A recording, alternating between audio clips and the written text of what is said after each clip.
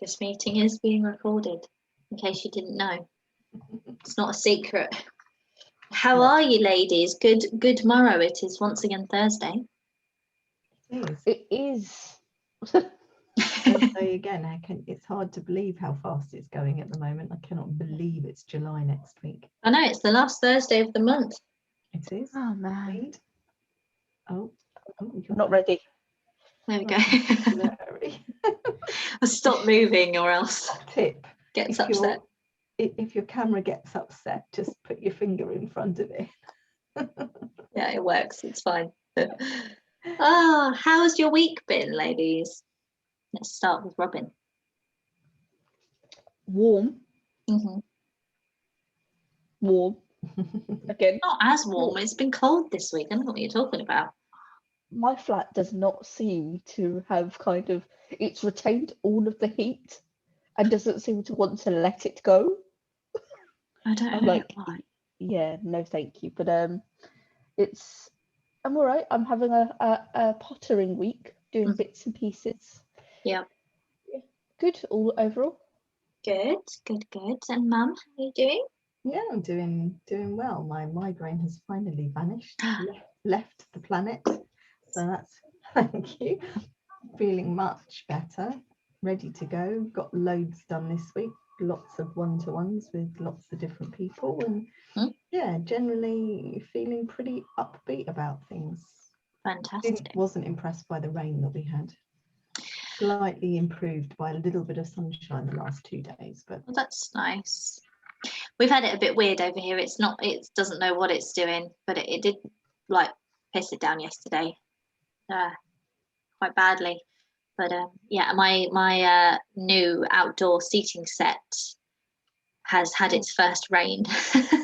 I need to get a cover for it or a tarpaulin or something because it's just going to get ruined. Are you having a good week? Yeah, it's been good so far. I have been basically doing social media posts, newsletter today. We've been doing the new calendar for July. That's out and exciting. Talking about setting up some free customization sessions for our social media calendar, which hopefully will be really good. Exciting. I'm quite excited by that. I know. We'll see what we can come up with for some businesses. That'll be good. Yeah. So that's what I've been up to. It's not been anything out of the ordinary, although Robin did have a experience last Friday. Are we talking about your COVID vaccine or are we? You brought it up now. Sorry. I met Ali from Bricks and told her the story this morning when she was out jogging, and to say the least, her jaw was almost on the ground. Oh, goodness. So 99% of people are fine with the COVID vaccine. Yeah. Don't have a problem. I have an allergic reaction to it when I have it. Yeah. Because it's, as I always say, it is always me. If there is something to go wrong within a medical situation, I will be the lady to do it for you. I just panicked from afar. Gemma luckily was close by. It was under control. We were all good. We did have sushi. We had sushi. We had the sushi. It was a good day. No, we went to the pub afterwards. We didn't drink any alcohol. No. We had delicious food. That was a very good eating day. The yakitori from the sushi place was. Where did you go for sushi? Oh, Warrington. Ah, lovely. And then you went to Netherton Hall in Frodsham in the evening? Yeah. We did. We also saw the best hot dog place that we're going to try. Yeah, at the market. Yeah, we didn't tell you about that actually. No, I can't remember the name of it, and it had a brilliant name. It was like hot dog on the corner or something, the dark side of the something or. Yeah. I might be coming up for a conference in Manchester at some point when we're back to live. I think if I do, might stay in Warrington. We could have Warrington's a good pick. We could have a nice. So you only want to come up because there's sushi. I know you. Yeah. I know. Oh, I know. As long as there's good food, you'll be here. It's fine, no problem. Although Foodie Fest, they also have food there. Oh, at Tatton Park. When's that? 11th or 9th. 11th. Yeah, 11th. Yes, so not too far away actually. No, and you two are going, aren't you? We are. Well, Jim's coming as But- well. So Oh, brilliant! Yes. Book Oh. tickets. yes, we're going on Ooh. Sunday. We have worked out the route because we've never been. I've been to Tatton Park before, but I've always been driven by someone or taken by university. So it was It's an we've got- amazing venue. yeah, huge. So I don't know how big the festival's going to be, but It'd be interesting how they work that out for this new normal. I'm yeah, interested to see the photos and stuff. I know. I'll be really excited to see it. And there's some bake-off people there, so hopefully there'll be nice, delicious No. cake stuff. I know. Oh, that's so Very exciting. Yeah. That should be really good. And Sophie Alice Baxter, because Yes. you Oh know, yeah. And the Wow. killers We're with like- the Z, not Do you with know the what- real killers. Oh, they're not the real killers. Oh no, you almost got me going because I was Why? quite excited by the Okay, killers. you should still come. They might sound really good. I'm expecting them. Tribute bands tend to be pretty good. As They long as do, it sort of actually. sounds the same, I'm not bothered. It's Murder on the Dance Floor. It's Yeah. going to be interesting. Murder on the I Dance Floor, haven't indeed. heard her live for a long time. No, I don't think I've ever. Well, she might have been at the I've Disney seen her thing that live year. on YouTube. Oh Not yeah. live. I've not seen her in person. No. No, it's nice that things are getting out and about in different places, and I love that Warrington's come alive and popped back up so fast.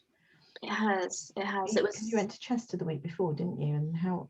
Because is the market closed in Chester at the moment whilst they're revamping, or how's that? Don't think it is. We didn't go in, did we? We saw the building site further along, where they're building sort of behind the what used to be the library, and that's coming along quite well. There's a big structure there now, Yeah. but a bunch of places have closed in Chester. H&M's going. But there's a new donut shop. Yeah, but I can't eat anything in there Oh, anymore. yeah, that's So true. nah. We're not discussing not the talking donuts I about- can't eat. No gluten-free donuts. No gluten-free, no dairy, so I'm not. Yeah. We'll make gluten-free donuts. I have a recipe. It's fine. Well, they That taste is- as good. Also, it's not the making it, it's not the eating it that's the problem. Are you insinuating that my donuts would not be as good? Girl, if you want to No, make them and where- bring them to where me, if you want to bring them to me after you've made them, that's fine. It's the making them that can be the tiresome part. I think that's the I issue. will. I'll make them for you. I'll Well, get gluten-free. Seeing as you're here next Friday, feel free. You're expecting them. That's your All right. payment to come into the house. My payment. Yeah, no Okay, so- donuts, no entry. All right, I need to go and buy a silicone mold for them then. Yeah. Because I bake them. I don't do the deep Yeah, fry. you They're do. not donuts in the traditional sense. They're the baked ones. So. Didn't you make them But when I'll I do had my that. gallbladder out or something? Or it was around that time you were making them, right? Yes. I think. Because I Yeah. remember having this discussion before Yes. about your baked was- donuts. Yes. You were making I them was- here at that point. Oh, I was making them with Mum, and then I came up to see you, didn't I? Yeah. Something We like took that. it in turns. Yeah, you did. We take did. it in turn. We took it in turns. Indeed. So I think that's just an underline to say, really, it's nice to see things opening up locally, isn't it? Yes, Really yes, it is. lovely. it is. Lots of vibrant things going on in Maidenhead, in Frodsham, Warrington, and Chester. Mhm. Yeah, it is. And Chester and Warrington, it's been so nice to go back and see them after a whole year. It feels like, you know, since we've not been able to do a lot, going back to it, it feels like a little like icing on the cake to just go somewhere where, you know, I used to be like annoyed to go into Chester because there's so many people and whatever. It's just like, Get me just there. so happy. Like 5 minutes ago. Yeah, exactly. So, ladies, today we are discussing colour theory, which is Robin's favourite topic. Oh, hello. All right. Robin's favourite topic. So, Robin, did you want to give us a little lowdown on what colour theory is and how it might be used? I suppose I shall. That's probably a good idea to make sense of what colour theory is. Yeah. So basically, colour theory talks about colour pairings and how they work with the brain, as well as just the overall what different colours mean and how they work together to create evoke an emotion, I suppose is a good way of terming it. Yeah. So taking things from very basic school subjects of what primary colours are and secondary colours all the way through to how you pair those in triadic means, etc. Okay. So it does make sense. I think one of the ways that I've recently, I'm going to say TikTok here, not that I've been procrastinating and just watching TikToks, but actually it came up earlier today and they were using, it was how Disney uses color theory, and they've got a green that they use for things that they don't want people to notice and see as you're walking around their parks.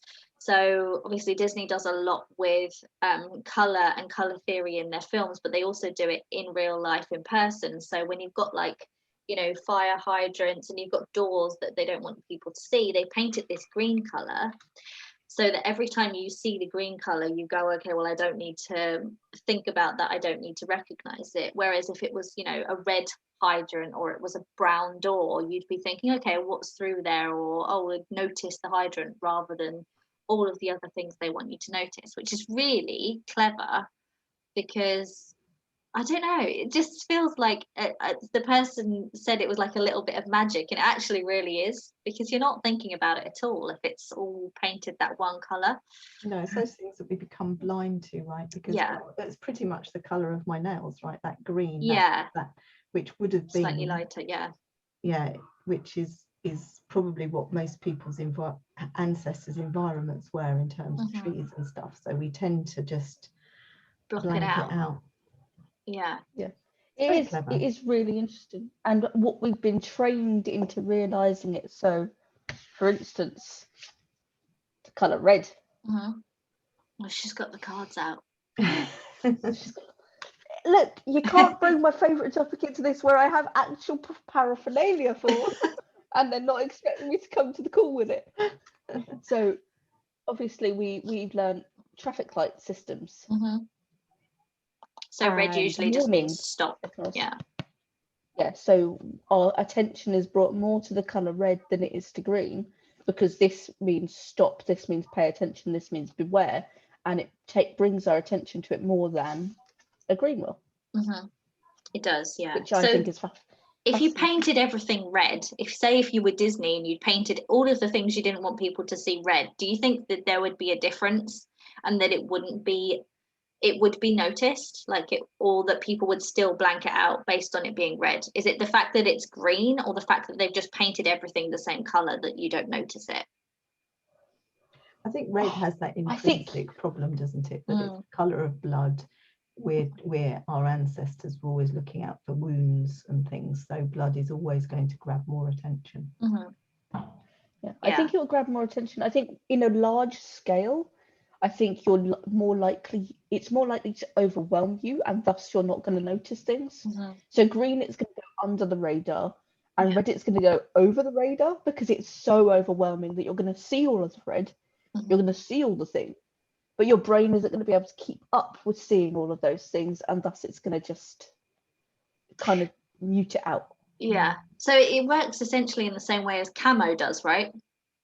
So like your brain fills in the colors in the gap, which is actually really clever of them to I mean, they're very clever people, but it's clever of them to pick that out. Buy stuff over and over and over and over. Indeed. So I think it would be a good idea to, so I'm going to actually do a thing here. I want to pick a color, each of us pick a color, and then try and think of some brands that have used those colors for their branding, because I think immediately when you say a color, you can visualize some in your brains. So I'm going to start. I'm going to pick purple, and I want you guys to think of some brands that have a purple brand color associated with them. Yeah, like that color. What does that color make you think of? See, that's really difficult. Are there many? Cadbury's. That's the one I was thinking of, actually. Cadbury's. Yeah, Cadbury's. I think that the nectar branding for Sainsbury's was gold and purple. Yeah. Was it yellow and gold, or I can't remember. Backgrounds were purple at one point. I don't know if they still are. Okay. Okay, I'm delving here. The brand Aussie, the hair stuff Aussie. Yes. I'm pretty sure their branding is purple. Like, I have never used their purple and cream, right? No offense to them, but purple. That's right? true. One of the comparison websites is also quite purple. Cool. And we have a lot of clients that use purple. And I have to say, Indigo Girl, which is a very famous brand. My first ever business. That was distinctly purple. The most famous of brands. So, but why did you pick purple though? Because I love indigo. Indigo is my favorite color. There's something just very calming and soothing to me about that particular shade. Nothing to do with the fact that I absolutely love Cadbury's too. I mean, who doesn't? Who doesn't? Lots of people. Jim. Well, Jim loves himself one of those roundies. Does he? Yeah, he loves the roundies. Jim likes Cadbury's. Oh, I thought he wasn't keen on it because it was quite chalky English chocolate. No, he likes that. Although so he prefers Galaxy. But if you gave him Cadbury's, he's not going to say no. Yeah. So I think they've done a very good job of always being purple. Everything is purple, isn't it? With highlights of other colours. So what are some of the sort of ideas and not ideas, emotions, or what's the word I'm looking for? Not adjectives. Is it adjectives that like come when you think of the word purple? Yeah. Like you want to know what feelings it evokes and what kind of the overlaying. Because to me, when I think of purple, evokes. I always think of like it's more of a luxury color. It's a luxury color. It's not. Yeah. It's deep. It's luxury. It's that opulent feeling. Yeah, definitely. But that's why lots of wealth management companies use purple. Oh, she's got the book. Book, the cards. No, I'm just having look. Excuse me. As I said, I'm just looking to see what terminology. Yeah, it's kind of lofty levels is what this literally uses the term that purple kind of highlights the lofty levels. It's don't look at the purple hair currently. Or the purple nails that you're now showing us. You got purple nails as well? It's Oh, she's fancy. Oh yeah. An air of grandeur about the colour is what this book says. Yeah. So we use it in a lot of different brands, right? Or a lot of different, not just branding websites, and we've used it on so many websites because their branding is purple. Purples and greens we get a lot of together. Yeah. Which is always interesting. I think the deeper the purple tends to be, the higher the luxurious level. That I think the lighter it goes, the more playful it is. Yeah. And the deeper you start to go into that kind of. Go ahead. No, I was just going to say, here's a question for you, Robin. Do you find that you have difficulties working with certain colours? So if someone has a brand that is all purple, how do you go about then translating that to a website?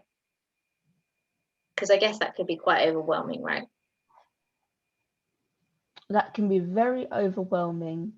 I think it's about finding good accents and good kind of complementary colours to work with it. Yeah. That kind of lift, because if you have all purple and your branding is all purple, that does not mean that is the only colour you ever have to use. Yeah. It just means that is your brand and that you should use, your brand as your colour, some of your colours. Yeah. Yeah, but you need to lift it with something which it doesn't have to be a normal colour. Like you don't have to have a purple and a green. You can have white be a colour that's in your palette. That's a good contrasting colour with purple. That's just the nature of greys. And like as you said, silvers and those really work well with purples depending on what you're using it in. Mm-hmm. So it's kind of that those things that lift that color, because as we were discussing with the green and the red problem, you have too much of the same color, people will just glaze. Yeah. Saturation of purple can be quite difficult on the screens though as well, can't it? I remember Robin and Daniel having a real go at me at one point, because I think we'd done about 5 or 6 purple websites on the trot, and they were like, please, no more clients with purple branding. We need a break from trying to do something different with the purple and make it really pop. Yeah, it's quite interesting, because what do you think purple's complementary color is? Just chucking this out there. So complementary color means the one that it is adjacent to and is in harmony with. What color is it? Yellow. Is it orange? It is yellow. I thought it might be, because you're wearing yellow. Purple and yellow. And yellow. Yeah. Interesting. Are complementary colors, which, I mean, I accidentally did this, by the way, but I find that fascinating, because they are not colors that I would look at separately and go, you know what, yellow, I'm going to pair it with a purple.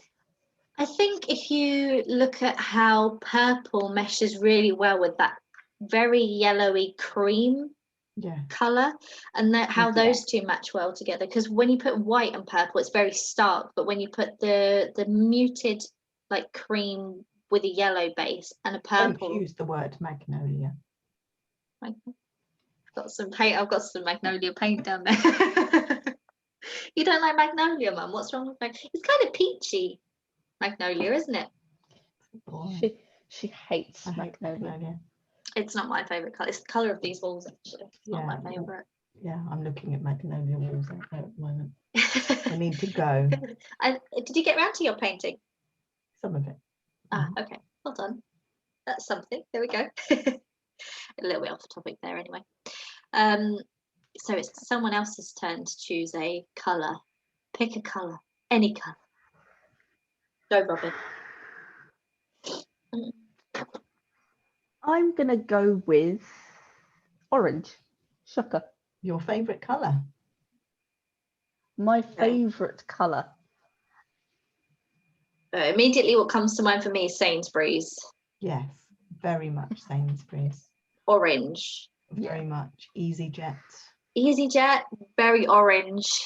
Not my favourite branding of all time, actually. I don't like EasyJet whatsoever. Blue and orange Jaffa cakes, yum. Ooh, Jaffa cakes. They do those gluten-free? Don't know. Yes, there is. Sure, do a version, I think, of. Do you know what Domino's are doing now? Go on. I had it yesterday.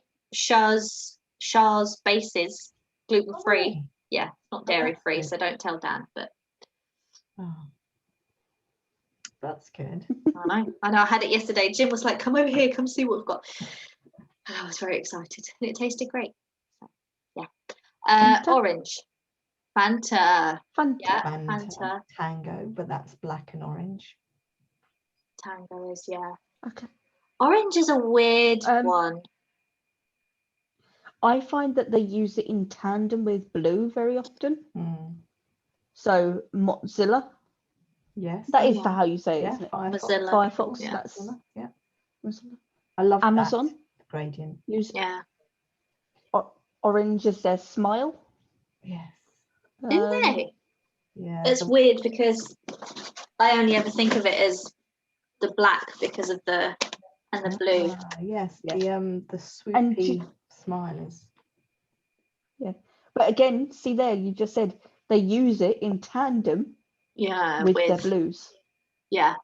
So they like mix and match. It's not always the same. No. Yeah. But it's. So what does orange evoke then? Because it's not quite as like rooted as purple. I think it's excitement, and isn't it like energy, like excitable kind of. Lucozade, for example, orange. The orange, as in the food, kind of that kind of energizing. Yeah. I wonder if it's like familiarity. For me, when I see orange, it's usually on something that I just am very familiar with in my routine. It's not. It's a very familiar colour, and I don't know why that is, because from a history perspective, I think orange and purple alongside green were used for medicine colours. Orange, really? Yeah, they were for a while, and Okay. I don't know why. Hmm. There's a certain warmth to it, I guess. A certain. Yeah, it's like that's true actually. Very warm colouring. Maybe it's the fact that it's that warm but not yellow. Yeah, you can't really get cool oranges. No. Like in terms of in tone, you can't get oranges that are cool. They are. No, they are just always warm. If you get one of those pastel-y ones like this, that tends to, but I think that's got a bit of blue in it. I'm not sure. That's pink. No, this one's not. It's orange. Pink. This is pink. Yeah, it's the screen. Yeah, but it's yeah. It's still in the pink gradient. It is in. No, it is. It's quite. But yeah. Yeah. Yeah, orange is not one of my favorite colors to. It's advertising. It is. I think it's very in-your-face advertising. Yeah, and the splashes of orange I think are good, but I don't think if you were to have a website that was just orange all over that it would be that great. Robin disagrees. No, I definitely wouldn't. I think the Colour Harmony book that I've got that I really like, I do really like to read, this one, has the perfect, it says exactly what you've just said, is that it's rich, however, in the right context and appropriate usage, such as signage or packaging, calling for attention with an exuberant hue is not negative. It's a loud colour. Yeah. And I think I agree with that. It's like orange is innately loud. You can get the tones as Mum just showed, like those peaches that are really soft, but they still call for attention because you notice, because they're close to white but not close enough, you will always notice that it isn't white. Yeah. And thus it calls attention. So it is a loud colour and I like it.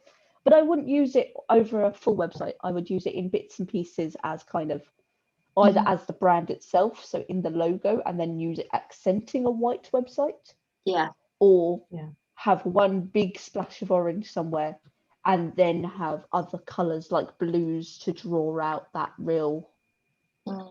Playfully, doesn't it, with some of those real sky blues? That can be quite playful. And then it can get a lot more serious and luxurious if you use those like navies or royal blues with it. I think it's quite versatile in that way, because you can use it with red really well. You can use it with blues. Yeah, I was going to say that actually it's one of those colours that goes really well with others, because when you think of like a fruit bowl, the orange is never like out of place, but it matches everything else and it always seems to like blend in really well with everything else. So yeah, it's a cool attention colour, but not like red. It's not in your face. Yeah. And it's interesting because it you can put it into a 3 as well, I think, with orange, red and purple. It is a nice analog kind of group of colours. I think is quite a lovely tonal thing going on there. I suppose because they're all feel a lot more warm, doesn't it, and more luxurious. I think it does. It has an effect on. So put the orange the other side of the purple. I think it. Put it in the middle. It has a really interesting effect on the purple. It makes it feel a lot warmer. Yeah, it does. It does. I quite like that actually. It would be a bit too much. It makes me think of like early learning centre, but that's because it's that tone. And that were they purple or were they green? Green, I think, and maybe purple. But I think actually what it is like babies' toys are always those really bright, as Robin said, like saturated versions of the colours. Yeah, I think Google do that, don't they? Google are absolutely classic with their. And there's a reason for that, and that's children's attention span as well as their eye development, the colours are required in some senses to be that bright, so that it is noticeable, both in fact that the eyes are still developing how to perceive colour, because I think colour comes in, I might be completely wrong here, but I was reading about it, is that colours come in one at a time. Oh, okay. Or very quickly, Yeah. but generally speaking, come in one at a time for the eye as you're growing up. But that they need to be saturated because the brain won't grip it otherwise when you're little, because your brain's doing 7,000 things at once and it doesn't really know what it's doing. So they use these brightly saturated colours. Yeah. To focus. Am I wrong? Am I wrong? No, it makes sense to me. Shiny. But yeah, this is what, and like the ones that I'm holding up are the colour wheel. They're all as close to the colour wheel as I can get in terms of what I've got here. So they're super saturated. So I could pick up these two variations of purple, like and they're that. still quite saturated. Yeah. I love those colours together. That's why that's my logo with those two colours. This one here is the blue and red adjacent secondary colour of purple. Well, actually, it's the blue and the the purple and the blue. So it's deeper, and this one is the red and the purples adjacent. So it's like that.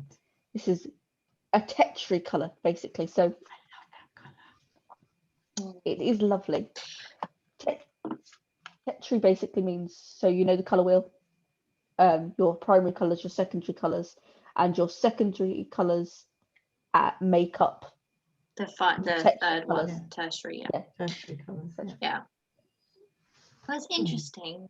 So, Mum, it's your turn to pick a colour. Go for it. Oh, my turn to pick a colour. Can't pick purple.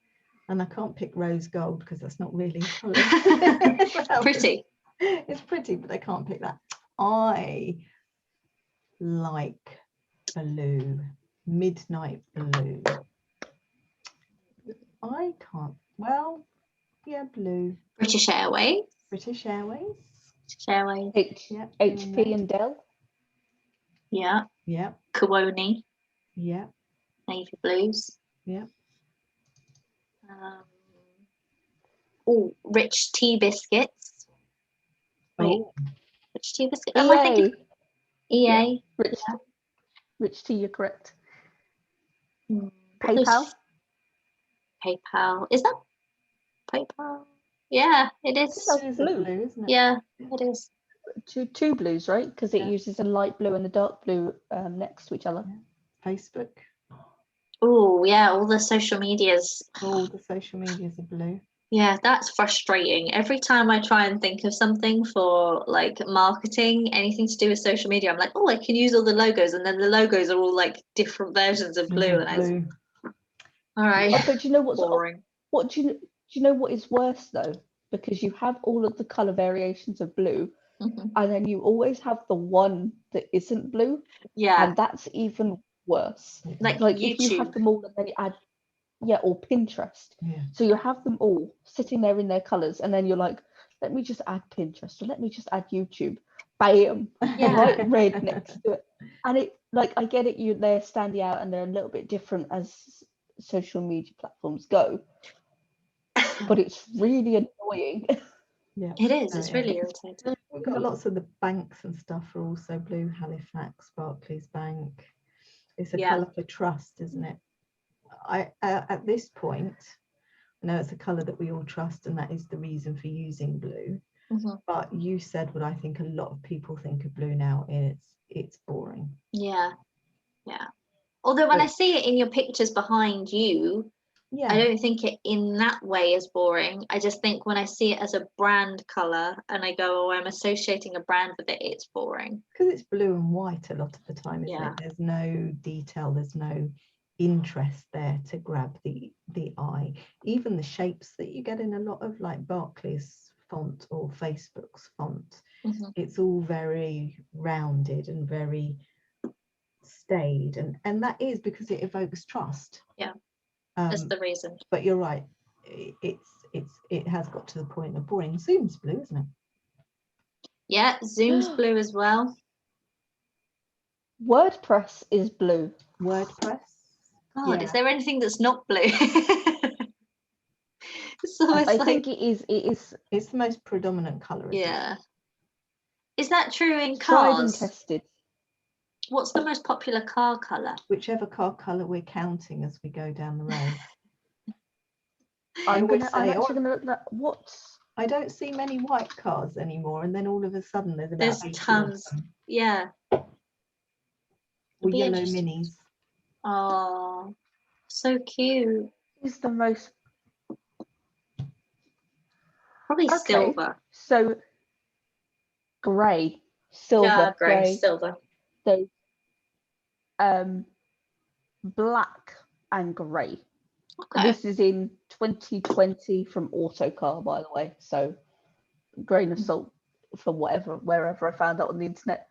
But yeah, they're generally the grey is where you're at with car colours, which is an interesting choice. I feel like blue. I just said, Yeah, I feel like blue is like would have been an older popular car colour, but it's moved into silvers and greys maybe. I don't know. I don't know much about cars, so yeah. Well, it's interesting. Well, I think it is an interesting. It brings you into the topic of over time as a car colour, manufacturing wise, they were unlikely to do colour at all because it's expensive to mix colour. True. Yes. So grey, like the reason. So one of the most expensive car colours in the world is racing green. Okay. I believe this was a while back. I don't know how true it is now, but racing green is one of the most expensive colours to put on your car or just to have because it is, I think it's difficult to mix and it's just painted by whatever racing team was using it and stuff as well. But right, okay. It's quite interesting. I think there is a certain level of you don't have to do as much. Green is sort of the like darker end of green is sort of related to the purple in that way where it can be luxurious. Yeah. So yeah, in my brain that makes sense. Yeah. Colour's a tricky conversation to have with clients because it's one of those things when you're doing like logo design or website with them, Robin, they tend to get way too fixated on the colour and the shade and yes, if you're going for a big brand, it can be really expensive for you to rebrand and change the colour later in the day. But it sometimes in my mind, fonts and colours are massive procrastination blocks when it comes to clients. I mean, I agree and I disagree because obviously I'm a graphic designer. Yeah. Colour and the psychology and typography is super important to me because I think that it builds so much more trust and it has so much more personality to it. The thing I get bogged down in, I think the thing that people get bogged down is that I can show you this colour here. Yeah. This is a Pantone, so it wouldn't work on the web anyway. But if I put this on my screen and sent it to you, your screen is going to see it in a different shade anyway. So getting bogged down of it being exactly the right shade is a pointless endeavour because no one's like, some people have the same screen, of course, but I don't have the same screen as Gemma has, and I don't have the same screen that Kitty has. And it's very likely that if I was to put this in a hex code and send it over to you, you would be seeing a different blue than I'd be seeing. Because your screens are going to be showing you something different, let alone the filters that they now put on screens that you can choose to have on and off. So I think getting bogged down with shades, like to exact shades, so you see it exactly the way you want it to, is perfect if you are making marketing materials in person, and thus are using Pantones. But when you are on the web and you are using RGB and you are using web safe colors, there is no point because the screen isn't going to show it the same to everyone. Just a matter of fact. So I feel like you should aim to get it as close to, your your other marketing materials that you might have or your logo. Yes, for but sure. don't. Well, that's the biggest conversation we have with clients. Is the Pantone colours, and there isn't always an equivalent. A hex, you can get close, but there isn't an equivalent. They're built for two very different things. I just think, I mean, Rob is very good at nurturing people and clients when we're doing their logos and their branding. She's very patient, and you know, I've had people in the office 4 or 5 weeks in a row looking endlessly at printouts of different ones on the walls. And to me, that's a really painful process. So Robin does have the patience for the same when it comes to that. Yeah, it's interesting to me because I like it's an interesting discussion, because you're always going to find that, like, this is my job, so I'm going to see it slightly different. So hearing somebody else's perspective on colour and kind of looking at it and saying, I mean, there is terminology issues. We once had a client who asked for me to make a purple more saturated, and what she meant is she wanted it darker. Those are not, saturated means going deep. So this is a saturated purple. Strangely, we're referencing the same client. I do. I realise that, but it's one of those things. Like it's really difficult when you don't have the terminology to explain it right. And I try to come into that kindly. Because I mean, I don't have the terminology anywhere near where it should be to say what I mean. So I totally get from a client's perspective where that's coming from, because to me it's just like, oh, I want that darker, so I'm going to try and say this word because it might be right. And that happens. It does happen a lot. Absolutely. I think the other thing for me, particularly about color, is, and for everyone, is we all have a different way of seeing color. I'm going to say this and reference a time that we were going past a building in South East London near London Bridge. It's orange, Gemma. It's not, it's yellow. So to explain to the people who are listening, basically, as we used to travel into London from where we lived, and we would always go past this grey building with coloured stripes on it. Yeah. Now, the argument was endless. Were these stripes yellow or were they orange? Yeah, well, I think it went on for years. It honestly did, and I think it came from still going on. They built this building whilst we were like commuting on the train.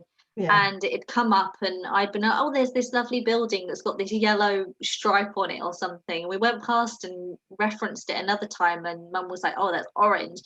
So my perception is still that building's that's yellow. It's a yellow stripe on the building, and your perception is that it's orange, but it means different things to you as well.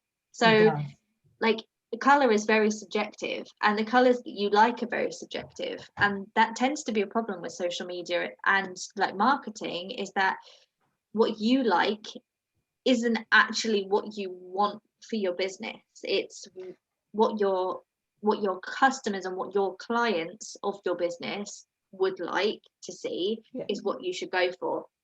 And I always get bogged down in, oh, well, I really like this pastel color, or I really like this light blue, but it's not the color that we use for business. It's the color that I like. So it's making that balance, getting that balance right, because you don't want something that you don't like the look of, but you also don't want something that's just your favorite colors. No, I mean, exactly.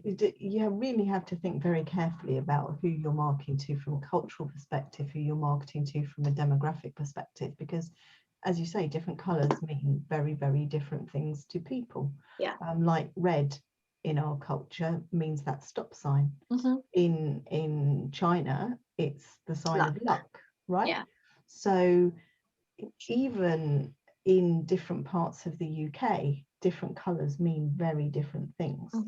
So I agree. I always say to people that we're building a website not for you, or we're building a brand not for you, we're building it for your audience. Yeah.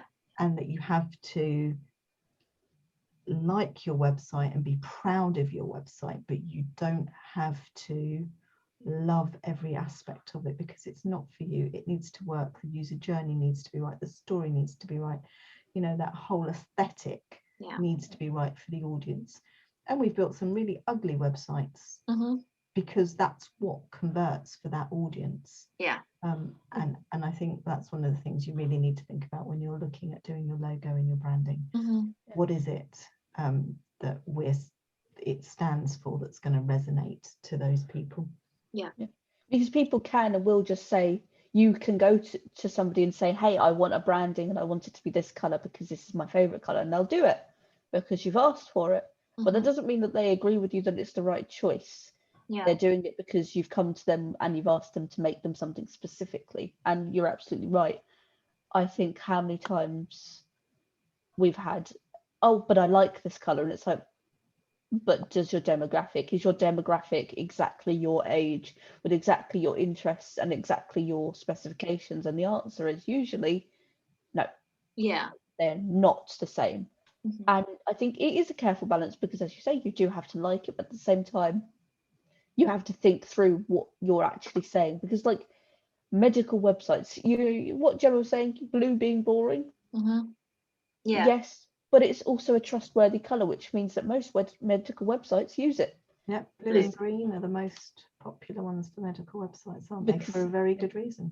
Because there is a huge trust base already there. You already sign up for that, being in that sector of trust, basically, by having that blue.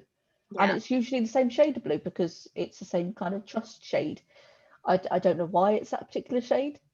Well, it's really cool because if you think of like the NHS websites with their white and their blue, and then you go, okay, well, what if we threw a different color on there? What if we threw McDonald's colors on there and we went really yellow and we went really red? It would be a very different website. It would. You'd be looking at something that was just. You'd be thinking you were at a clown site. Well, yes, that too. Try not to think about clowns too much. But well, even if you just exchange the blue for green, you've got a very different feel there. You've got something a lot more earthy and a lot more natural, which I don't necessarily think is what NHS would want to go for. I think they want to be a trustworthy kind of practical, staid, safe pair of hands. Calm. That's calm. That's why it gets enveloped in the word boring, doesn't it? Because it's all of those good, trustworthy things that don't give any excitement. There's lots of exciting blues out there. Yeah, there is. And they're used in tons of different ways to make it exciting. For example, one of the amazing ways that blue's being used at the moment, which isn't necessarily, it is branding, influencer branding for a lot of people that are doing gaming, is LED blue lighting in rooms behind them. So what they're using is that like shock against white blue that makes you go, oh wow, that's like, it all really captures your eye. It's not making you feel calm and it's not making you feel trust, but it is making you feel that awe and that like brightness, which is really, really cool. I like that a lot. Would you like to know what colour that is? Go on. It's electric blue. Electric blue, there we go. Which is why it is so shocking to your system to see. Because, and the naming conventions for colours is usually fairly good, because like electric blue is exactly as it sounds. It is a colour that hits different. It's different. I think also, if we think about generalizations, actually, that brings up a very good point, because I was just thinking, you know, yes, reds, we can talk about the meaning, warning, danger, whatever it might be, berries, poisonous berries, whatever that might be. But actually a maroon is a very different colour, right? Yeah. And it's the same with blues. I think some people also think a bit too literally when they're looking at colours, and they're like, well, I want to stick away from red because it's a danger sign, or whereas a maroon or something could work really well for them, or, you know. Well, a lot of nannies' uniforms use that maroon. A lot of uniforms use maroon. They do. Because they are very, like, I don't know. I don't know, because uniforms feel comforting, but yeah, no, it does in a way. It's something more trustworthy, right? Yeah, it's trustworthy, but it's also coming to that point of, because maroon again is the kind of red and the blue together. Yeah, it's a purple. It's true. in the tone of a purple. So again, it's that luxurious, and the discussion of the deeper purple we go. Yeah. Mhm. It's the same with that ready purple, is that you're going into that luxurious level or that kind of status level. Yeah. So I So don't you think people should get too hung up on the reds. On the really primary. Yeah, don't It's it's the deeper levels. what that exists you have. underneath that could work for you. Yeah. Yeah. For well, sure. we're looking at it like I'm looking at a thing right now, but red, other than being like aware, is passionate, bold, confidence, ambition. Yeah. Okay. So like if you have those deep reds, that is so there you This go. one, right? Yeah. Yeah, well no, it was the color wheel, but yeah, this Oh, one's okay. this works. But yeah, passion, love and anger For for yeah, red. red. But it can mean other things depending on the shades, right? Yeah. Yeah. Exactly. But that's what I was saying, like the other one is danger, like we were talking about danger and all of that Danger, stuff. These ones, danger. specifically, but this one, like for happiness, happiness for yellow, happiness, hope, deceit. Deceit. And Because I yellow is known as cowardly, isn't it, as well? Yeah. It's got very different connotations to different generations, different. Yeah, I think it's that's why they used to use orange for medication and stuff, because of vitality. Yeah. Oh, okay. So like I don't know why, but when you get to kind of this tone of color, it's immediately deceitful, and I don't know why to me. Oh, okay. It's a Kind of that- primrose colour, isn't it? Bless the poor primrose. Yeah, I've got nail varnish that's that colour. It is fine as a color, but there's just something that can. I don't know why it just leaves that feeling of. It makes me think of Easter chickens, like those little Think of chicks. SpongeBob. Deceitful little things. If Both of them. SpongeBob could be taken out of my brain and taken away, that would be great. Yeah, I think it's because it's so washed out. Maybe, yeah. That's like because of that washed out tone. Yeah. I think you find that with most colors, if they start getting too washed out, and they're not saturated enough and they're washed out, it starts to leave that negative impact. Funny feel, yeah. Which is funny that we're going into more semantics of hue, saturation, and tone and tint rather than the actual colours themselves, which is exactly what you're saying, Mum, is that it's not about the colour you're choosing, it's about the level of colour that you're choosing, where it sits in its shade and where it sits in tone and how saturated you have it. So it's quite a complicated topic, isn't it? It is, which is why it's one of my favourites, because it also deals with the human brain, which is a mystery to many, including myself. Indeed. Well, ladies, I think that was a very fun conversation, and we shall leave it there. I wish you the best of the rest of the week, because it is almost the weekend. Any exciting plans this weekend, ladies? Oh, I've got my second tennis lesson on Sunday. Are you ready? Are you excited? I am excited to play with the girls from Anna Harmony again. You're going to cause more trouble, aren't you? Yes, I'm going to try not to bat anybody's head off this time. It was good fun. Be good. What about you, Robin? Anything exciting on the docket? No, I don't think so. A walk, maybe.